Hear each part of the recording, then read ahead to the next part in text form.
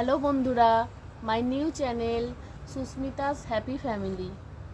বন্ধুরা, আমার ইউটিউবে এটা প্রথম ভিডিও, আর আমি তোমাদের সাথে অনেক কিছু শেয়ার করতে চাই। আমার ছোট্ট ফ্যামিলি, আমি হাউসওয়াইফ। আমার ফ্যামিলিতে আমার মেয়ে, বর, শ্বশুর শাশুড়ি, আমরা এই কজন থাকি। ছোট্ট ফ্যামিলি। আর সারাটা দিন আমার মেয়েকে নিয়ে সময় কেটে যায়, কারণ ও খুবই ছোটো, ওকে অনেকটা সময় দিতে হয়।